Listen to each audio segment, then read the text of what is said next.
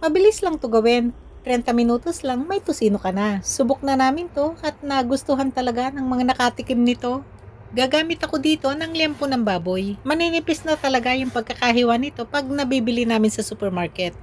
Yan o, balihin natin ko nga lang sa 4. Para sa mabilis ang paggawa ng tusino, dapat maninipis talaga ang pagkakahiwa nito. Sunod ng gawin dito yung pagbababara ng tusino. 1 tasa ng pineapple juice, 2 kutsara ng suka, 1 kutsara ng liquid seasoning, 1 kutsarita ng cooking wine, 1 kutsarita ng paminta.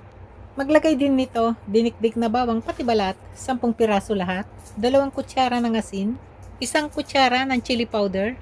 Medyo maanghang itong sili na to. 1/4 cup ng asukal. Ito namang tomato ketchup, 1/3 cup lahat to. Halu-haluin hanggang sa mapaghalo na itong mabuti. Tikman muna bago ihalo yung liempo para naman makasiguro na ayon na nga ito sa panlasa ninyo. Ngayon, ilagay na ang liempo. Mabilis lang nito masipsip ang lasa ng mga rekado dahil nga sa talaga namang manipis na yung pagkakahiwa na liempo. At dahil sa manipis na nga ang pagkakahiwa nito, paghaluin pa rin mabuti. Pero dagdag ingat lang sa paghahalo para naman hindi ito mapirait. Takpan, hayaan itong maibabad sa mga rekado ng 30 minutos sa room temperature. Pero kung mas makapal yung pagkakahiwa, hayaan lang itong maibabad ng 3 oras. O kaya naman, mas mabuti pa kung overnight. Pero ilagay na ito sa ref, dun sa baba lang. Matapos nga ang 30 minutos, pwede na itong lutuin.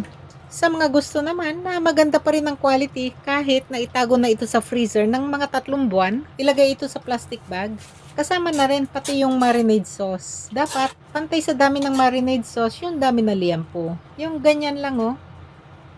Sunod nito, balutin ng mabuti.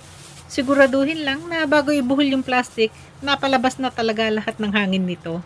Pagka kasi may natirang hangin pa sa plastic, bumababa talaga yung kalidad ng karne habang nagtatagal ito sa freezer. Ang resulta nito, dry na, matigas at magaspang na yung texture ng karne. Di na masarap kainin. Kasi nga, na-expose ito sa hangin habang nasa freezer. Ang tawag nga dito, freezer burn. Yan o. Okay na yung pagkakabalot nito. Ginagawa ko dito, nilalagay ko pa ito sa container. Para naman makasiguro ako na hindi ito matusok ng mga kasamahan nito doon sa loob ng freezer. Lutuin na natin to. Takpan hanggang sa kumulo. Pagkakulo, halu-haluin. Takpan-takpan hanggang sa matuyuan na ito ng sarsa.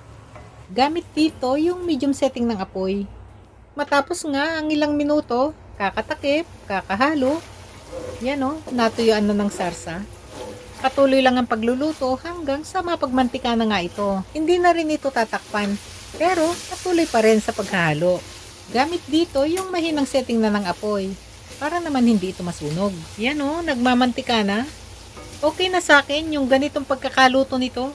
O yan o, nakaluto ta na. O ready to serve na to. Aro, makarakalta na naman ka ng kanya na mo. Kuha nga ako ng rice. Mas masarap to pag may kanin.